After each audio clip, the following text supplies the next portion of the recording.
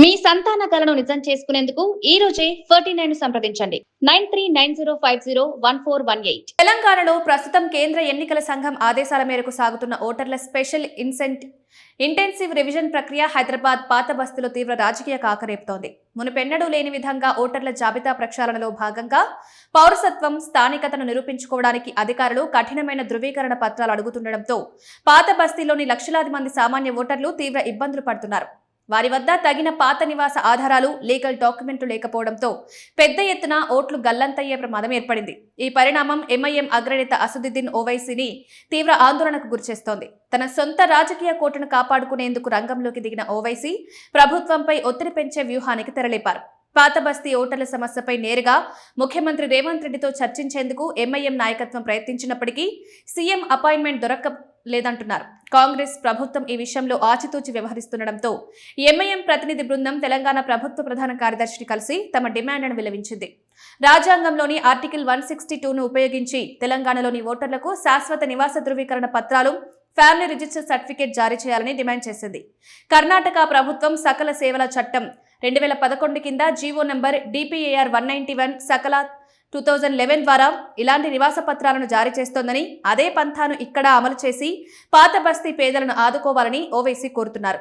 ఎన్నికల సంఘం అధికారిక డేటాను పరిశీలిస్తే హైదరాబాద్ జిల్లా పరిధిలో ముఖ్యంగా పాత బస్తీ నియోజకవర్గాలైన చార్మినార్, చాంద్రయాన్ గుట్ట, యాకుత్పుర, బహదూర్పుర వంటి ప్రాంతాల్లో ప్రతి ఎన్నికల్లోనూ అత్యంత తక్కువ ఓటింగ్ శాతం నమోదవుతోంది. గ్రేటర్ హైదరాబాద్ వ్యాప్తంగా సగటు ఓటింగ్ 45 నుండి 50% లోపే ఉంటుంది. పోలింగ్ రోజున ప్రజలు క్యూ లైన్లలో పెద్ద ఎత్తున నిలబడినట్లు కనిపించినప్పటికీ తుది ఫలితాల్లో ఓటింగ్ శాతం సగం కూడా దాటకపోవడానికి ప్రధాన కారణం ఓటర్ల జాబితాలోని అడ్డగోలు లోపాలే. ఒకే ఇంట్లో పదుల సంఖ్యలో ఓట్లు ఉండడం, చనిపోయిన వారి ఓట్లు, వలస వెళ్లిన వారి ఓట్లు అలాగే ఉండడంతో పోలింగ్ శాతం గణనీయంగా పడిపోతోంది. గతంలో బూత్ లెవెల్ అధికారులు కేవలం ఆధార్ కార్డ్ లేదా ఏదైనా ఒక సాధారణ గుర్తింపు పత్రాన్ని చూసి ఓటు నమోదు చేసేవారు. కానీ ఈసారి జరుగుతున్న స్పెషల్ ఇంటెన్సివ్ రివిజన్లో నిబంధనలను కఠినతరం చేశారు. కొత్తగా ఓటు నమోదు చేసుకోవాలన్నా, ఉన్న ఓటును నిలబెట్టుకోవాలన్నా దశాబ్దాల నాటి మున్సిపల్ అసెస్మెంట్ రసీదులు, రిజిస్టర్డ్ సేల్ డీడ్స్, పాత పౌరసత్వ ఆధారాలను చూపించాల్సి వస్తోంది. పాత బస్తీలో నివసించే మెజారిటీ ముస్లిం పేద కుటుంబాలు అద్దె ఇళ్లలోనూ, ఎలాంటి లీగల్ డాక్యుమెంట్లు లేని పాత ఇళ్లలోనూ తరతరాలుగా నివసిస్తున్నారు. ప్రస్తుత తనిఖీల్లో ఈ పత్రాలు చూపించలేకపోతుండటంతో ఈసారి ప్రక్షాళన ప్రక్రియ పూర్తయ్యేసరికి పాత బస్తీలో సగానికి పైగా ఓట్లు గల్లంతయ్యే ప్రమాదం కనిపిస్తోంది.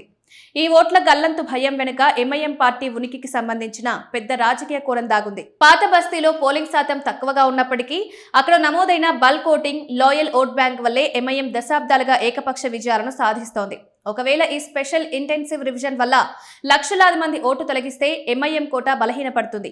అంతేకాకుండా భవిష్యత్తులో స్థానిక సంస్థల ఎన్నికలు, జీహెచ్ఎంసీ ఎన్నికల్లో పార్టీ సీట్ల సంఖ్య దారుణంగా పడిపోయే ప్రమాదం ఉంది.